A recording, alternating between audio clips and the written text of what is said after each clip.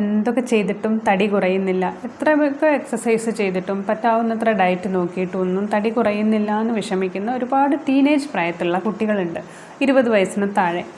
അപ്പോൾ അതിൽ നമുക്ക് സ്വാഭാവികമായിട്ടൊന്നും ചിന്തിക്കുമ്പോൾ നമുക്ക് തോന്നില്ല. കാരണം തടി കൂടുന്നു എന്നുള്ളൊരു ലക്ഷണം കാണിക്കുന്നവർ തടി കുറയ്ക്കാനുള്ള പരിപാടികൾ ചെയ്യുക, അതിലെന്താണ് ഇത്ര പ്രത്യേകത?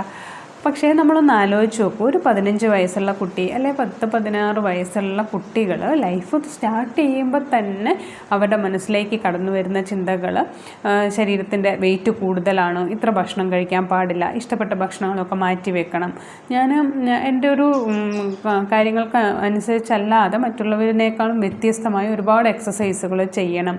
അപ്പോൾ അവർക്ക് സ്വന്തം ശരീരത്തിലുള്ള ഒരു കോൺഫിഡൻസ് നഷ്ടപ്പെടുന്നത് മുതൽ അവർ ഓവർ സ്ട്രെസ്ഡ് ആവുന്നത്, അവർക്ക് അവരുടെ ഒരു ടീനേജ് പ്രായത്തിൽ വരുന്ന ഒരുപാട് മാറ്റങ്ങളുണ്ട്. ശാരീരികമായ മാറ്റം, പോസിറ്റീവായിട്ടും നെഗറ്റീവായിട്ടും വരുന്ന മാറ്റങ്ങളെ അവർക്ക് ശരിയായ രീതിയിൽ ഉൾക്കൊള്ളാൻ പറ്റാതെ വരിക, ഉറക്കം ശരിയാവാതെ വരിക, ഇഷ്ടപ്പെട്ട ഭക്ഷണം കഴിക്കാൻ പറ്റാതെ വരിക എന്നൊക്കെ ഉള്ളത് കൊണ്ട് തന്നെ പിന്നെ അതിനോടനുബന്ധിച്ച് തന്നെ എല്ലാവരുടെയും കുറ്റപ്പെടുത്തലുകൾ, ഒരുപാട് ഭക്ഷണം കഴിച്ചിട്ടാണ് അല്ലെ മടി പിടിച്ചിരുന്നിട്ടാണ്, അനങ്ങാതിരുന്നിട്ടാണ് തടി കൂടുന്നത്, അത് ആ ഒരു ചെറിയ കുട്ടിയുടെ കുറ്റമായിട്ട് മാത്രം ചുറ്റുമുള്ളവർ കാണുമ്പം ആകെ ഒരു ഒറ്റപ്പെടലും വല്ലാത്തൊരു ഡിപ്രഷനിലേക്കൊക്കെ പോകുന്ന ഒരുപാട് കുട്ടികളുണ്ട്. അപ്പോൾ കുട്ടികളോട് എനിക്ക് പറയാനുള്ളത്, ഇതൊരു ഒറ്റപ്പെട്ട സംഭവമൊന്നുമല്ല. ഇന്ന് ഒരു 5-ൽ 1 കുട്ടിക്ക് തന്നെ 5-ൽ 1 എന്നുള്ള ക്രമത്തിൽ പോലും PCOD ലക്ഷണങ്ങൾ കണ്ടുവരുന്നുണ്ട്.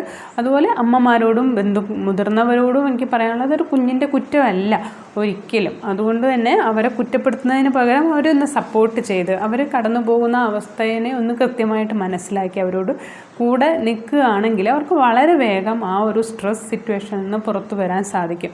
അല്ല എങ്കിൽ ഇത്തരത്തിലുള്ള ലക്ഷണങ്ങളെ കൂട്ടാൻ മാത്രമേ അവരുടെ ആ ജീവിത സാഹചര്യം അവരെ അനുവദിക്കുകയുള്ളൂ. കാരണം ചുറ്റുപാടുമൊന്നും കിട്ടാത്തൊരു സപ്പോർട്ട്, അവരുടെ ശരീരത്തിനെ പറ്റി അവർക്ക് തോന്നുന്ന ഒരു ദേഷ്യം, ഒരു അപകർഷതാബോധം, ഇതൊക്കെ അവരുടെ കോർട്ടിസോൾ ലെവൽ, സ്ട്രെസ് ഹോർമോൺ വീണ്ടും കൂട്ടുകയും അത് PCOD ലക്ഷണങ്ങളെയും അമിതവണ്ണത്തെയും വീണ്ടും അത് കൂട്ടുക മാത്രമേ ചെയ്യുള്ളൂ.